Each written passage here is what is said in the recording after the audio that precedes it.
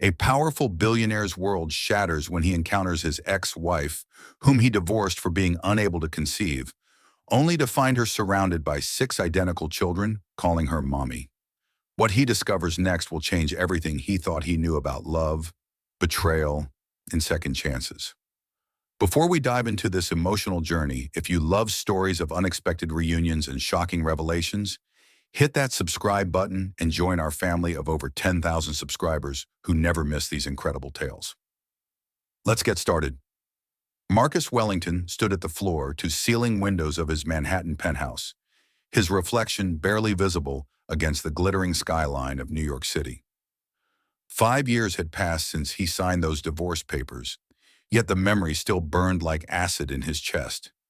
He told himself he had moved on, that building his empire from $3 billion to $15 billion had filled the void she left behind. He was wrong. His phone buzzed with another notification about the charity gala tonight. The Wellington Foundation annual ball, the event where Manhattan's elite gathered to write checks and feel good about themselves. Marcus hated these events, but his PR team insisted his presence was essential. Bad publicity from last quarter's hostile takeover had painted him as a ruthless corporate shark. Tonight was about image rehabilitation. He adjusted his Tom Ford tuxedo and headed downstairs where his driver waited. The October air carried that distinct Manhattan chill, the kind that made him think of her. Everything made him think of her, the way she used to steal his coffee in the morning, her laugh that sounded like wind chimes. The devastation in her eyes when the doctor delivered the news that shattered their marriage. Isabel Monroe had been his everything. They met at Columbia University, 2 ambitious students who fell impossibly in love. She wanted to change the world through environmental law. He wanted to build a tech empire. They got married at 25 in a small ceremony in Central Park, promising forever to each other under falling autumn leaves. But forever came with conditions he never anticipated. 3 years into their marriage, after months of trying and failing to conceive, the fertility specialist delivered his verdict. Isabel had premature ovarian failure. The chances of her ever carrying a child naturally were virtually zero. Marcus watched his wife crumble that day. She became a ghost in their home, spending hours researching treatments, alternative medicine, experimental procedures. Nothing worked. His mother, Victoria Wellington, made everything worse. She called daily with thinly veiled comments about the importance of heirs and legacy. His father had built Wellington Tech from nothing, and Marcus was expected to pass it to the next generation of Wellingtons. The pressure mounted. Arguments became their new normal. Isabel withdrew further into her grief while Marcus drowned himself in work. Then came the night that ended everything. His mother hosted a family dinner and spent 2 hours detailing why Marcus needed to consider his options. She never said divorce outright, but the implication hung in the air like poison gas. Marcus made the worst decision of his life that night. He told Isabel they needed to talk about their future. She knew what was coming. The conversation lasted 12 minutes. She agreed to the divorce before he could even finish his rehearsed speech. No tears, no begging, just quiet acceptance of a fate she saw coming. The divorce was finalized within 6 months. She refused alimony despite being entitled to billions. She took nothing except her personal belongings and disappeared from his life completely. He heard through mutual friends that she had moved to the West Coast, but he never reached out. What would he even say? The limousine pulled up to the Metropolitan Museum of Art, where the gala was being held. Camera flashes exploded as Marcus stepped out. He plastered on his billionaire smile and made his way through the crowd of reporters, shouting questions about his latest acquisition. Inside, the museum had been transformed into a winter wonderland despite it being October. Ice sculptures, white roses, crystal chandeliers casting rainbow prisms across marble floors. Manhattan's wealthiest mingled with champagne flutes and practiced smiles. Marcus grabbed a drink from a passing waiter and prepared himself for 3 hours of tedious small talk. He was discussing stock portfolios with a hedge fund manager when he saw her. Time stopped. The champagne flute nearly slipped from his hand. Isabel stood near the silent auction tables, looking even more beautiful than he remembered.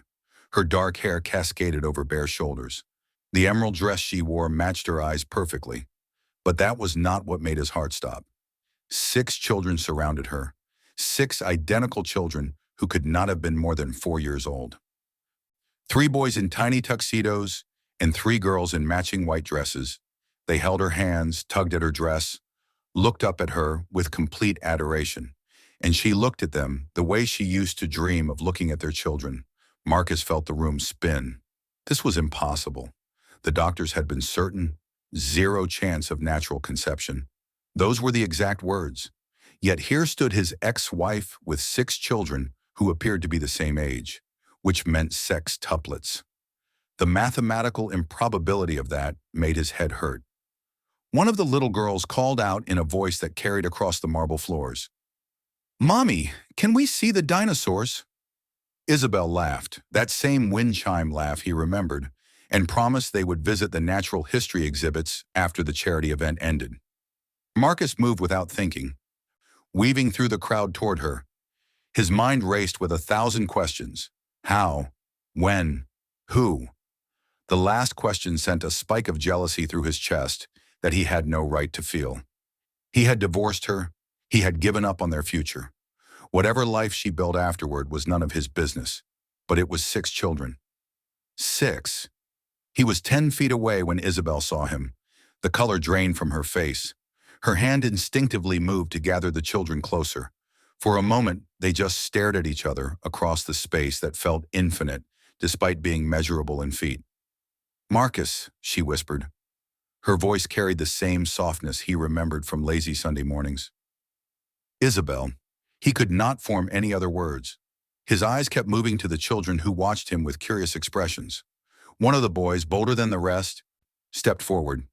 "Are you our mommy's friend?"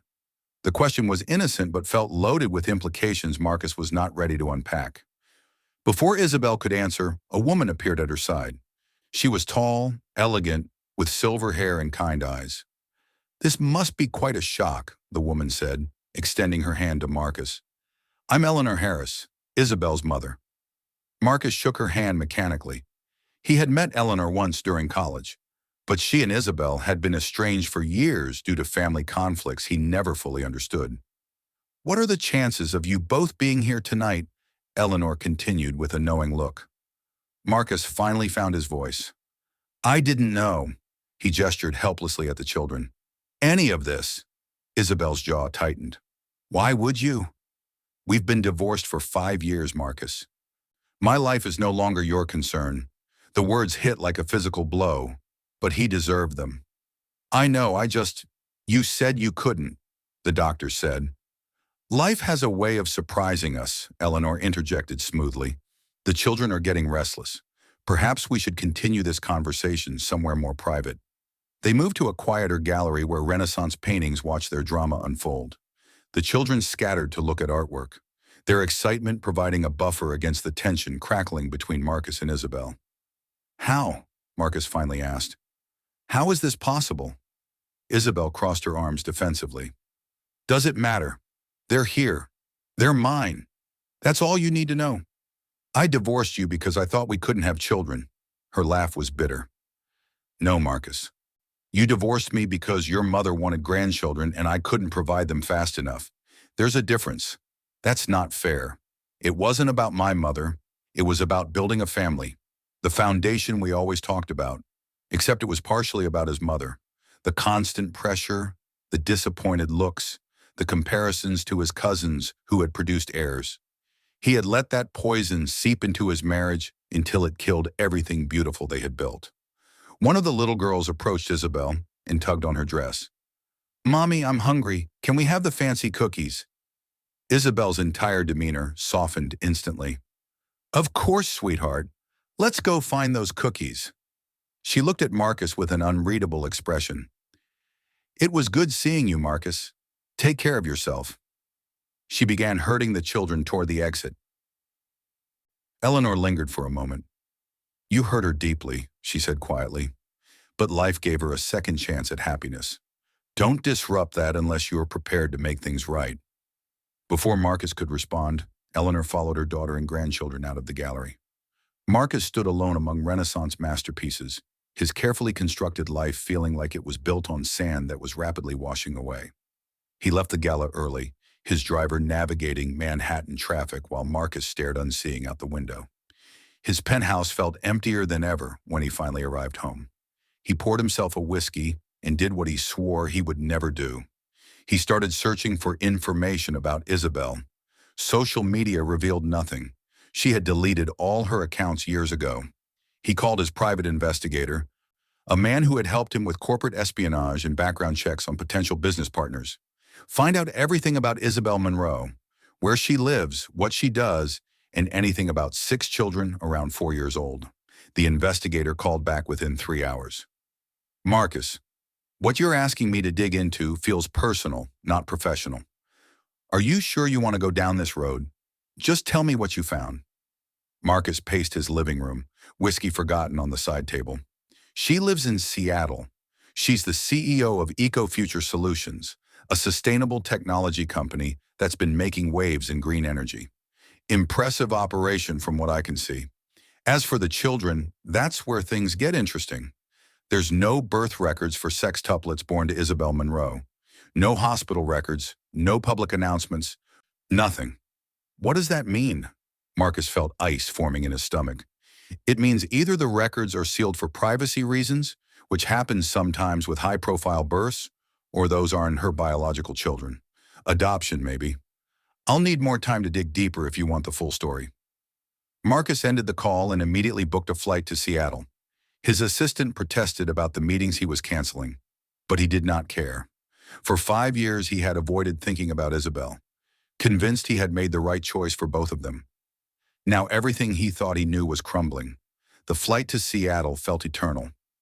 Marcus stared at his laptop screen without seeing the quarterly reports he was supposed to review. His mind kept replaying the moment he saw those 6 children calling Isabel mommy.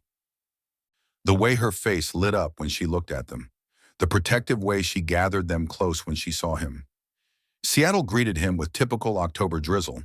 He checked into the Four Seasons and immediately headed to the address his investigator provided. EcoFuture Solutions operated out of a modern glass building in the tech district. Marcus sat in his rental car across the street, feeling like a stalker, but unable to stop himself. He waited for 3 hours before Isabel emerged. She was alone this time, dressed in a sharp business suit that made her look powerful and confident. This was not the broken woman he divorced.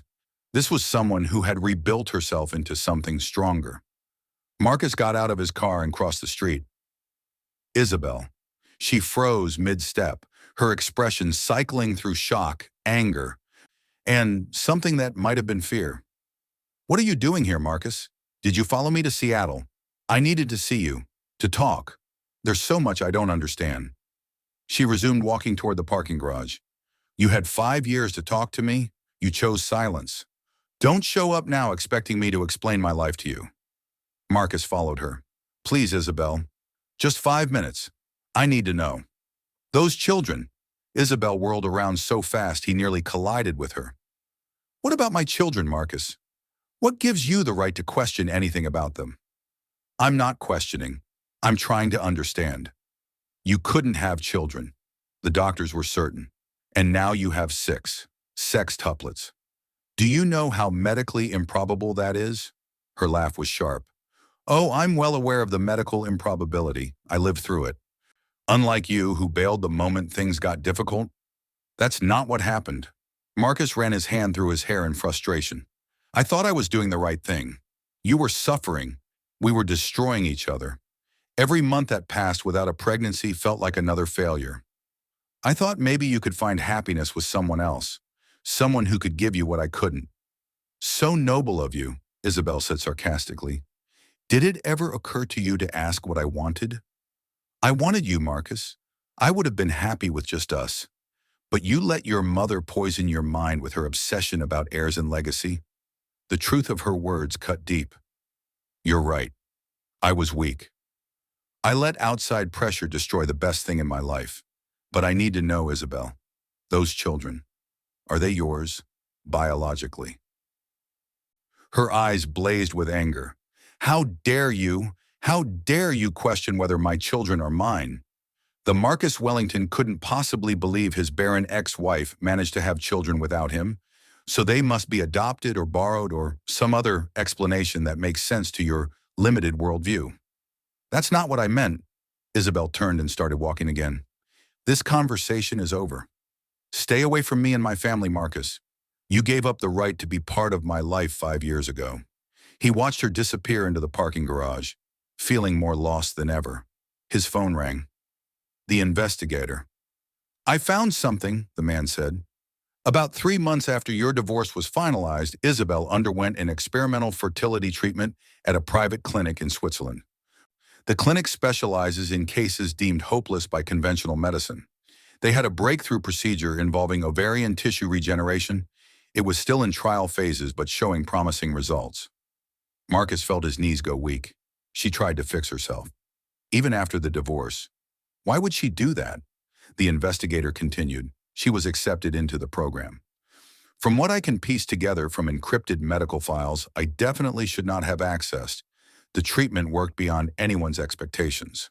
Her body responded so well that when they performed the embryo transfer, all 6 embryos implanted successfully. 6 embryos. Marcus's medical knowledge was limited, but even he knew that was supposed to be impossible after the diagnosis Isabel had received. She was told her eggs were non-viable. The regeneration treatment essentially reset her reproductive system. It's cutting-edge science that most fertility specialists don't even know exists yet. But here's the thing, Marcus. According to the timeline, she got pregnant 4 months after your divorce. Those children are 4 years old now. Do the math. Marcus did the math. His hands started shaking. Are you saying, the investigator's voice was gentle, I'm saying those 6 kids have a father who probably has no idea they exist. And given the timing and the fact that Isabel used frozen embryos from before her diagnosis, there's a very high probability that father is you. The phone slipped from Marcus's hand and clattered on the pavement. The world tilted sideways. His children, 6 children, and Isabel never told him. Why would she keep this from him? The answer came immediately. Because you divorced her for being barren, because you chose your family legacy over your wife, because you proved that your love was conditional. Marcus spent the rest of the day in his hotel room, his mind reeling. He pulled up every photo he could find of Isabel at public events with the children. Now that he knew what to look for, he could see hints of himself in their faces. The boy with his nose, the girl with his dimples. Features he had dismissed as coincidence now screamed paternity. He needed proof. Not because he doubted the investigator's findings, but because he needed to confront Isabel with irrefutable facts. He arranged for a discreet DNA testing service, the kind celebrities used. All he needed was a sample from one of the children, just a strand of hair or a drinking glass. The thought of obtaining it without permission made him feel slimy, but he was desperate. The opportunity came 2 days later, when Isabel brought the children to a public park. Marcus watched from a distance, his heart aching at the scene. The children played on swings and slides while Isabel chatted with other mothers. She looked relaxed, happy, complete. Everything he had taken from her 5 years ago, she had reclaimed. One of the boys left his juice box on a bench when he ran to join his siblings. Marcus moved quickly, retrieving the box and sealing it in a plastic bag. He felt like a criminal, but he had to know for certain. The DNA results came back 72 hours later. Probability of paternity, 99.99%. Marcus stared at the document until the words blurred. He was a father, 6 times over. And he had missed 4 years of their lives. He showed up at Isabel's house that evening, an upscale suburban home with a yard full of toys and a minivan in the driveway. So different from the Manhattan penthouse lifestyle they had once shared. He rang the doorbell, his heart hammering. Isabel answered, her expression morphing from surprise to fury when she saw him. What part of stay away did you not understand? I have a restraining order drafted if you don't leave right now. They're mine. The words tumbled out before he could stop them. The children. They're mine, aren't they? I had a DNA test done. I know, Isabel. Her face went white. You what? You had my children tested without permission? That's illegal, Marcus. That's a violation of their privacy and mine. I needed to know. The anger drained from her face, replaced by exhaustion. Get inside before the neighbors see you. I don't need my kids asking why mommy's arguing with a strange man on the porch. Inside, the house was everything Marcus's penthouse was not. Warm, lived in, full of laughter and crayon drawings and photographs documenting 4 years of life he missed. The children were upstairs, Isabel explained, getting ready for bed. They sat in the living room, an ocean of silence between them. Why didn't you tell me? Marcus finally asked. I deserved to know. Isabel's laugh was hollow. You deserved to know. You divorced me, Marcus. You looked me in the eyes and told me you couldn't build a future with someone who couldn't give you children. Then 3 months later, I find out the treatment worked. I was pregnant with sextuplets, your sextuplets, and I had a choice to make. What choice? Marcus felt anger rising. Those are my children. You had no right to keep them from me. I had every right, Isabel shot back. You made your priorities clear. You wanted heirs for the Wellington legacy. Well, I gave myself heirs for the Monroe legacy. I built a life for them without you. They have everything they need. Love, stability, a mother who would never abandon them because they didn't meet some arbitrary standard.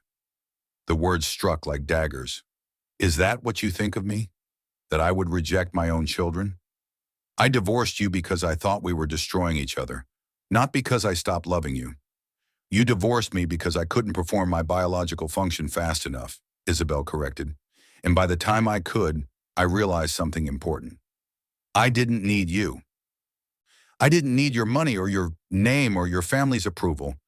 I needed to build something of my own.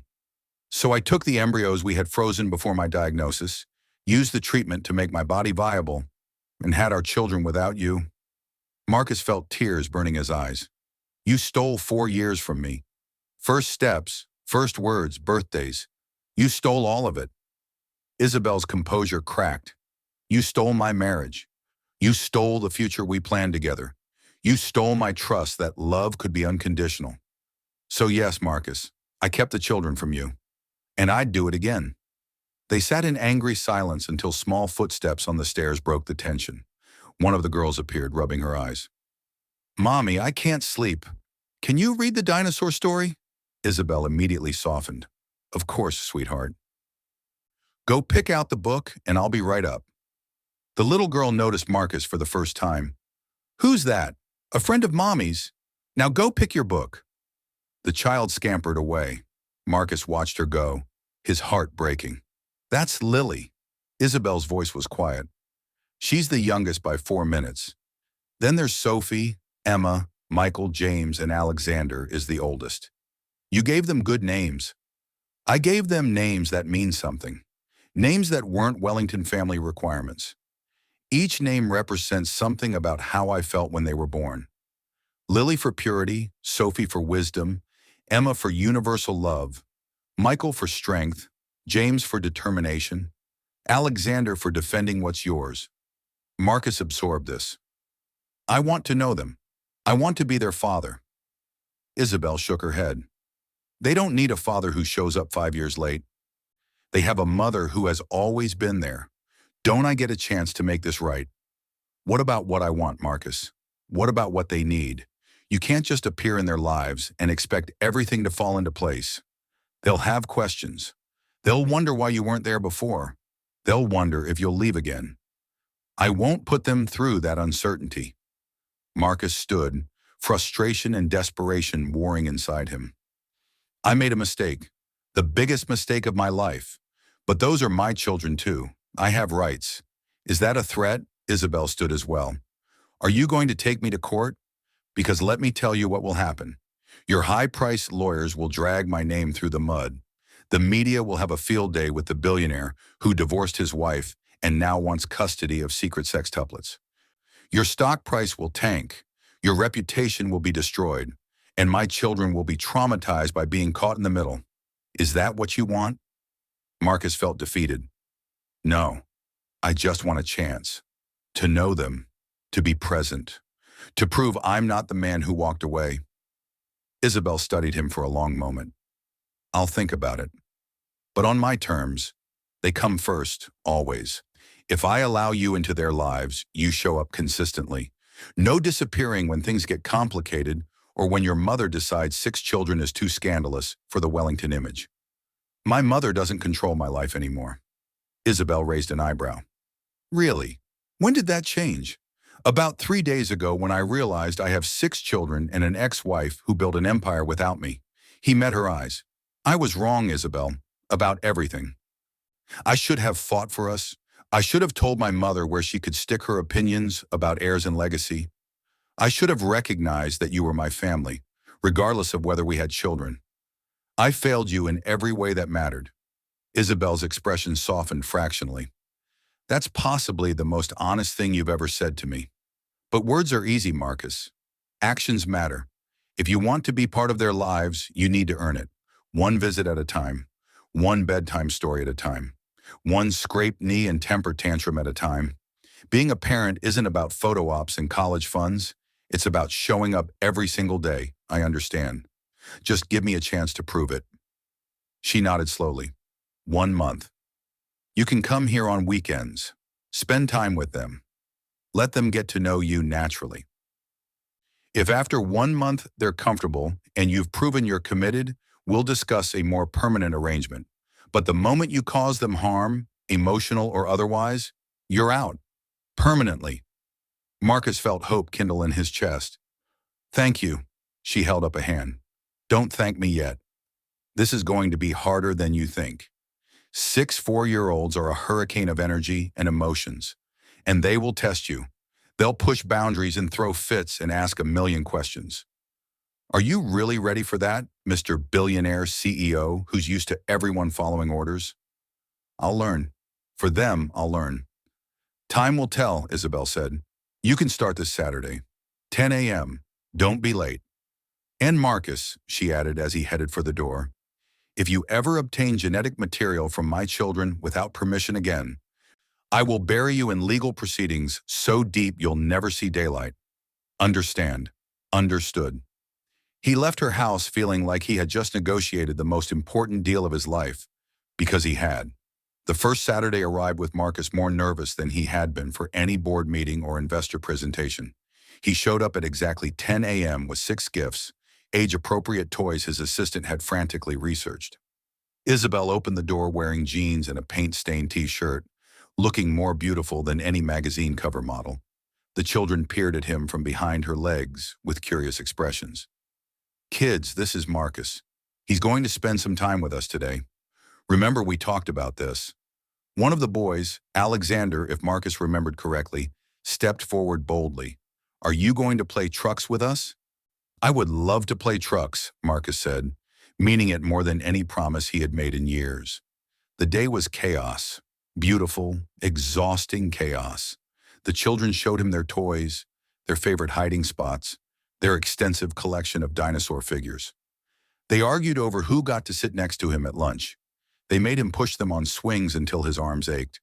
And through it all, Marcus felt something shift inside him. This was what he had been missing. Not the idea of children as heirs or legacy, the reality of children as small humans with huge personalities and endless energy. Isabel watched from a distance, correcting behavior when needed, but mostly letting Marcus figure things out. When Sophie had a meltdown over a broken crayon, Marcus awkwardly attempted comfort until Isabel stepped in with practiced ease. Watch and learn, she said, demonstrating how to redirect the child's attention and validate emotions. By the time evening arrived, Marcus was exhausted but happier than he had been in 5 years. The children had warmed to him, especially after he successfully assembled an incredibly complicated toy castle without instructions. As he prepared to leave, Lily grabbed his hand. Will you come back next Saturday? Marcus looked at Isabel, who gave a small nod. Yes, I'll be here. She smiled then, a real smile that reached her eyes. You did good today. They liked you. That's a start. The weekends became Marcus's anchor. He cleared his schedule without explanation, ignoring his assistant's confusion and his board's concerns. Nothing mattered except those Saturdays with his children. He learned their quirks. James loved books and would sit quietly for hours if someone read to him. Emma was fearless, climbing everything in sight. Michael had a gentle soul and cried if anyone raised their voice. Sophie was the mediator, always trying to keep peace among her siblings. Lily was clingy, needing constant reassurance. Alexander was the leader, protective of his sisters and brothers. Marcus documented everything in a journal, terrified he would forget a single detail. He had missed so much already. Every new thing he learned felt precious and painful simultaneously. 6 weeks into the arrangement, Isabel invited him to stay for dinner. It was a simple meal, pasta and salad, but eating with his children around a family table made Marcus's chest tight with emotion. This should have been his life all along. He should have fought harder. He should have been better. After the children were in bed, he and Isabel sat on the back porch with coffee. "You're doing well with them," she said quietly. "Better than I expected, honestly. Thank you for giving me this chance." Marcus meant it with everything in him. "They're incredible. You've done an amazing job raising them alone. It wasn't easy. There were days I thought I would lose my mind. 6 babies crying at once, 6 toddlers learning to walk and getting into everything. But my mother helped. Eleanor moved here to Seattle to be close to us. She's been my rock." Marcus remembered Eleanor from the gala. "I'm glad you reconciled with her. We had to. I needed family and she stepped up. She said something that stayed with me. She said that sometimes the family we choose matters more than the family we're born into." The implication was clear. Marcus had chosen his birth family's expectations over Isabel. "Is there any chance," he started, then stopped. "Any chance for what, Marcus?" Isabel turned to face him. "For us to try again. Not for the children's sake. For us. Because I never stopped loving you, Isabel. I buried it, denied it, tried to replace it with work and success. But seeing you again, spending time with our family, I realize you're still the only person I want to share my life with." Isabel was quiet for a long time. "You hurt me more than anyone else ever has. You made me feel broken and inadequate and worthless. It took me years to rebuild my self-worth. Years to realize I was enough, even when my body wouldn't cooperate. And then when I finally got pregnant, I was terrified. Terrified that you would somehow take them from me or reject them, or prove once again that I wasn't good enough. I'm sorry." Marcus felt tears threatening. "I'm so damn sorry. I know that doesn't fix anything. But I need you to know that you are always enough. You are enough. The problem was me. My weakness, my inability to stand up to family pressure, my failure to see what really mattered until it was too late." Isabel wiped her eyes. "I don't know if I can trust you again. Trust takes time to rebuild. But Marcus, if you're serious about being in their lives, in our lives, you need to make some changes. You need to move here to Seattle. Not expect us to fit into your Manhattan lifestyle. You need to show up not just on good days, but on hard days. You need to meet them where they are, not where you wish they were. I'll do whatever it takes." He reached for her hand tentatively. She let him hold it. "I'll sell the penthouse. Move my primary operations to Seattle. Hire a CEO for the New York office. Whatever you need. Starting over won't be easy," she warned. "We're not picking up where we left off. We're building something new, with 6 kids in the mix and years of hurt between us. I understand. Just tell me you'll give me a chance. Not for who I was, but for who I'm trying to become." Isabel squeezed his hand. "One day at a time. Prove to me and to them that you're here to stay. Earn back what you threw away. And maybe, just maybe, we can build something better than what we had before." Over the next 3 months, Marcus transformed his life. He bought a house 2 blocks from Isabel's, close enough to be present, but far enough to not crowd her space. He enrolled in parenting classes, feeling ridiculous sitting among young couples, but absorbing every piece of advice. He hired a new CEO for Wellington Tech's New York operations and moved his primary office to Seattle. His board was confused. His mother was furious. He did not care. Victoria Wellington flew to Seattle to confront him. "This is insane," she declared in his new living room. "You're destroying everything your father built for some woman who kept your children from you." "Those are my grandchildren," Marcus corrected. "And the woman you're dismissing built a multi-million-dollar company while raising 6 children alone." "Show some respect," his mother sputtered. "What has gotten into you? I raised you to prioritize family legacy. That's exactly what I'm doing. I'm building a legacy with my actual family, my children, their mother, not some abstract concept of what a Wellington should be. Victoria left in a huff. Marcus did not chase her. Later that evening, his father called. Your mother is beside herself. Good, Marcus said. She should have been beside herself 5 years ago, when I divorced the best thing that ever happened to me, because she convinced me children were more important than love. There was a long pause. His father rarely spoke about emotional matters. She was wrong about that, his father finally said. I never told you this, but I was against the divorce. I saw how you looked at Isabel. That kind of love doesn't come twice in a lifetime. I'm glad you're fighting to get it back. Dad, I know I'm not good at saying this stuff, but I'm proud of you, son. Not for the business success, for having the courage to admit you made a mistake and fix it. Now go make it right. Marcus felt something healing inside him. The weekend gatherings became weeknight dinners. Marcus started joining for bedtime routines, reading stories, and singing off key lullabies. The children began calling him Marcus, which hurt a little, but he understood they needed time. He did not push for the dad title. It had to be earned. One evening, Michael had a nightmare. Isabel was in the shower, and Marcus was the only one available. He went to the boy's room and found Michael crying into his pillow. Hey, buddy, what's wrong? Michael looked up with tears streaming down his face. I dreamed that Mommy went away and never came back. Marcus's heart broke. He sat on the edge of the bed. That's not going to happen. Your mommy loves you more than anything in the world. She would never leave you.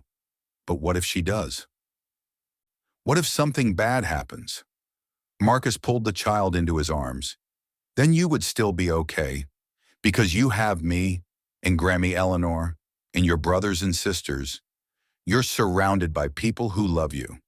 You're never going to be alone. Michael clung to him. Promise. I promise. And Michael, I need to tell you something. I know I haven't been around your whole life, but I'm not going anywhere now. You're stuck with me, okay? Michael nodded against his chest. Okay, that's good. I like when you're here. Marcus had to fight tears. I like being here too.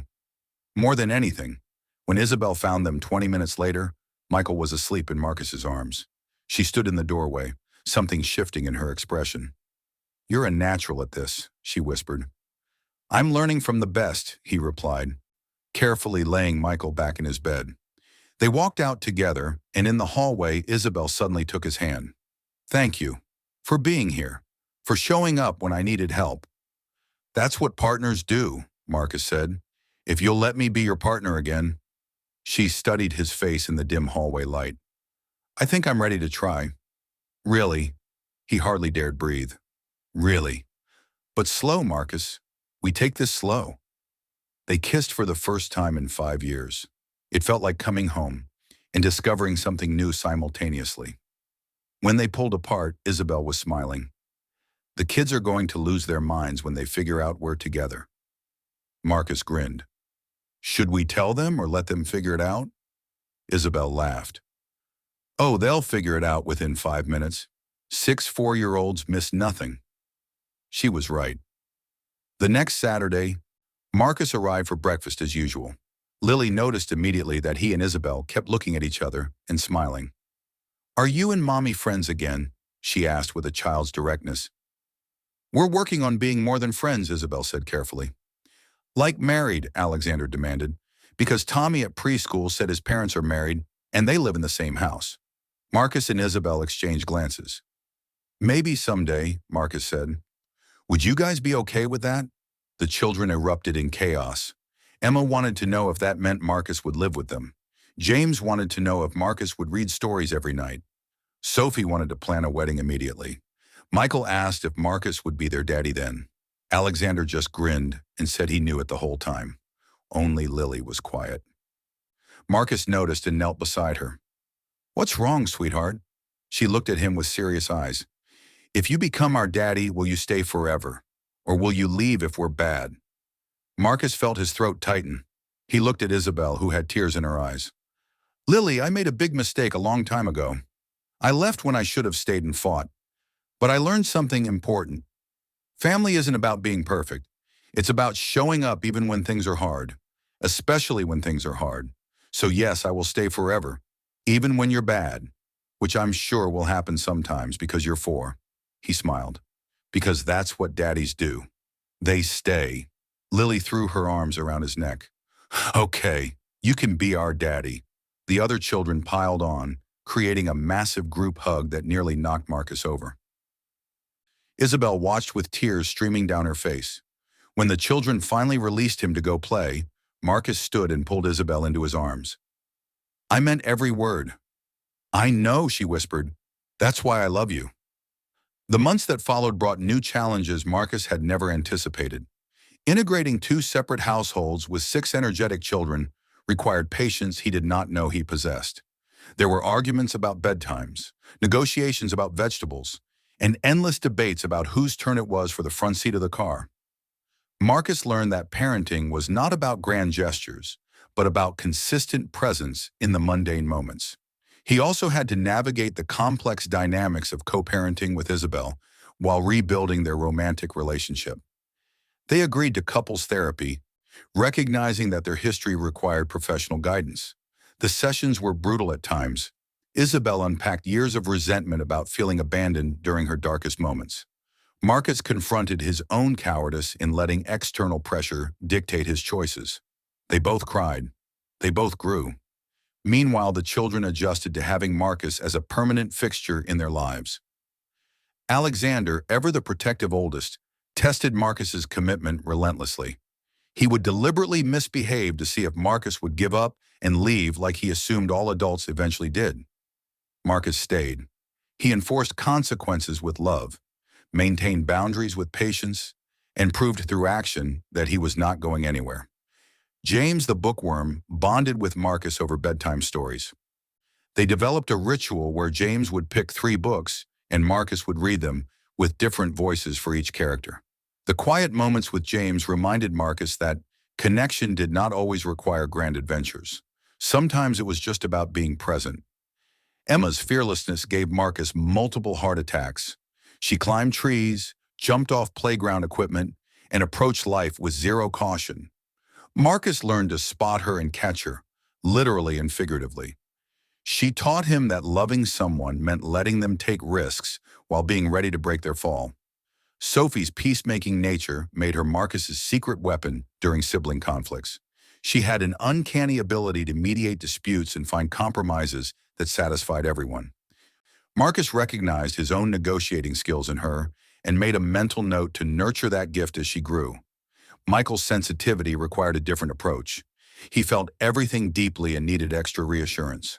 Marcus learned to check in with him individually, creating safe spaces for Michael to express fears and worries. Those one-on-one conversations became sacred time that Marcus treasured. Lily, the youngest, remained the most attached to Isabel, but gradually warmed to Marcus. She would climb into his lap during movie nights and fall asleep with her head on his shoulder. The first time she called him Daddy instead of Marcus, everyone stopped breathing. She said it so casually, asking him to pass the ketchup at dinner. Daddy, can you give me the ketchup? The room fell silent. Lily looked around confused. What? Did I say something wrong? Isabel's eyes filled with tears. No, sweetheart. You didn't say anything wrong. Marcus could not speak. He just nodded and passed the ketchup with shaking hands. By the end of dinner, all 6 children had switched to calling him Daddy. It felt like the final piece of a puzzle clicking into place. They were married 6 months later in a small ceremony in their backyard. 6 children served as flower girls and ring bearers, creating adorable chaos that was captured in hundreds of photographs. Eleanor cried throughout the entire ceremony. Marcus's father attended, though Victoria conspicuously declined. Marcus found he did not care. The people who mattered were present. As they exchanged vows, Isabel added something unscripted. 5 years ago, we made promises we couldn't keep. Today, we make promises we've already proven we can honor. Through loss and pain, through separation and reunion, through every hard day and beautiful moment. We choose each other, and we choose this family we've built together. Marcus added his own vow. I promise to never again let fear or pressure dictate our future. I promise to fight for us, for them, for this life we're building. And I promise that no matter what challenges come, I will stay. Because you six, he looked at the children who were fidgeting in their formal wear, and you, he looked at Isabel, are the only legacy that matters. The reception was held in the same backyard, with string lights and a playlist that included everyone's favorite songs. The children danced wildly, their joy infectious. Eleanor gave a toast about second chances and the power of forgiveness. Marcus's father surprised everyone by speaking about how proud he was of his son for choosing love over obligation. As the evening wound down and the children crashed from sugar highs, Marcus and Isabel stood together watching their family. "This is everything I didn't know I needed," Marcus said quietly. Isabel leaned into him. "It's everything we both needed. We just had to lose it to appreciate it." The years that followed were not perfect. 6 children meant constant chaos, noise, and challenges Marcus never anticipated. School plays and sports games multiplied by 6. Illnesses swept through the house like wildfire. Teenage years promised to be terrifying. Financial discussions about college for 6 kids simultaneously gave Marcus anxiety, but he showed up for all of it. He and Isabel merged their companies, creating an empire built on both technology and sustainability. Wellington Eco-Future became a leader in green technology, with Isabel's environmental vision and Marcus's business acumen creating something neither could have built alone. They brought the children to the office sometimes, teaching them about business ethics and environmental responsibility. The children grew, confident and loved, knowing they had 2 parents who chose them every single day. Alexander became the quarterback of his high school football team. James got early acceptance to Columbia University. Emma joined a rock climbing team and competed nationally. Sophie started a peer mediation program at school. Michael became a talented pianist. Lily discovered a love for marine biology. Marcus never missed a game, recital, competition, or parent-teacher conference. He learned that the best legacy was not written in corporate reports or family trees. It was written in bedtime stories, in scraped knees kissed better, in homework help and heartfelt conversations. It was written in showing up day after day, year after year, proving that love was not about perfection, but about persistence. On their 5th wedding anniversary, Isabel gave Marcus a gift. It was a photo album documenting their journey from the gala where he first saw the children to the present day. The final page had a quote she had written: "Some love stories end. Others pause and wait for both people to become who they needed to be all along. Ours did both, and that's what makes it beautiful." Marcus held her close, their 6 children asleep upstairs, their future stretching ahead with all its messy, beautiful uncertainty. He thought about the man he had been 5 years ago, standing in that museum, his world shattering as he saw what he had given up. That man had been a fool, but that fool had learned, had grown, had fought his way back to the only thing that ever really mattered: family. Not as an obligation or a legacy requirement, but as a choice made every single day. A choice to stay when things got hard. A choice to love without conditions. A choice to build something real and lasting and imperfect and absolutely worth every struggle. And as he kissed his wife and climbed the stairs to check on his sleeping children, Marcus Wellington finally understood what it meant to be truly wealthy.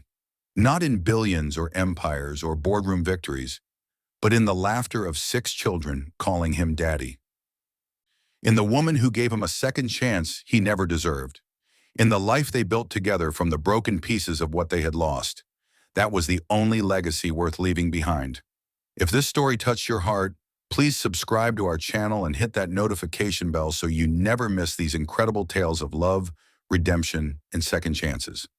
Share this story with someone who needs to hear that it's never too late to make things right. What would you have done in Marcus's situation? Let us know in the comments below, and don't forget to like this video. Thank you for joining our family of over 10,000 subscribers who believe in the power of love and forgiveness.